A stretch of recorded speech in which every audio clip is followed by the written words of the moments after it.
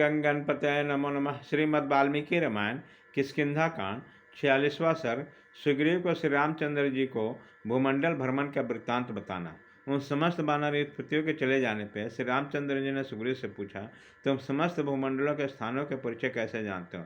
तब सुग्रीव ने विनित होकर श्री रामचंद्र जी से कहा, भगवान, मैं सब कुछ विस्तार के साथ बता रहा हूँ, मेरे बात सुनिए। जब बाली महर्षि रूप धारे दानव दुदम्बी उसके पुत्र मावी का पीछा कर रहा था, उस समय महर्षि मलय पर्वत की ओर भागा, उस पर्वत को कंदरा में घुस गया। यह देख बाली ने उसके वध की इच्छा से गुफा के भीतर प्रवेश किया।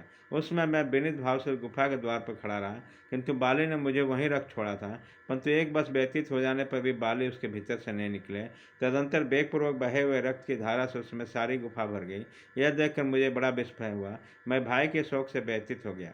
फिर यह बुद्धि मेरे बात में आई कि अब मेरे बड़े भाई निश्चय मारे गए। यह विचार पैदा होते मैंने गुफा के द्वार पर एक पहाड़ जैसी चट्टान रख दी। सोचा इस शिला के द्वार से बंद हो जाने पर मावी निकल नहीं सकेगा, भीतर ही घुट घुट कर मर जाएगा। इसके बाद भाई के जीवन से निराश होकर मैं किष्किंधापुरी लौट आया।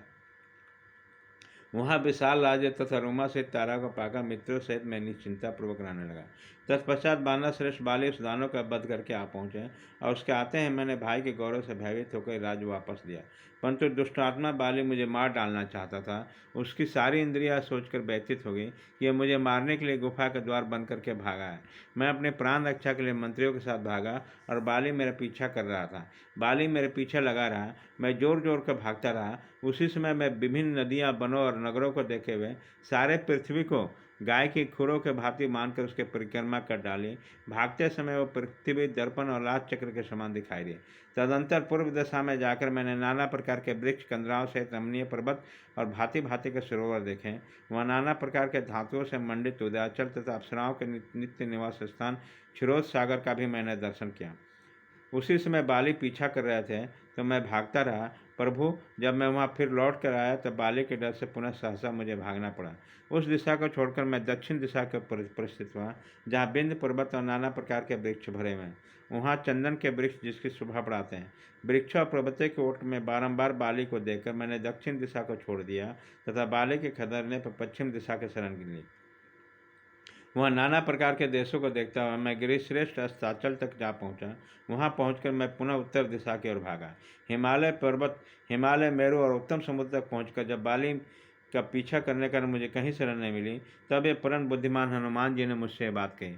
राजा ने इस समय मुझे इस घटना का स्मरण आया जैसा मतंग मुनि ने उन दिनों वनराज बाली को शाप दिया, यदि बाली इस आश्रम मंडल में प्रवेश करेगा तो उसके मस्तक के सैकड़ों टुकड़े हो जाएंगे। अतः वहीं निवास करके हम लोगों के लिए सुखद न निर्भय होगा। राजकुमार, इस निश्चय के अनुसार हम लोग ऋषिमुख पर्वत पर आकर रहने लगे। उसी समय मतंग ऋषि के भय से बाली ने वहाँ प्रवेश नहीं किया।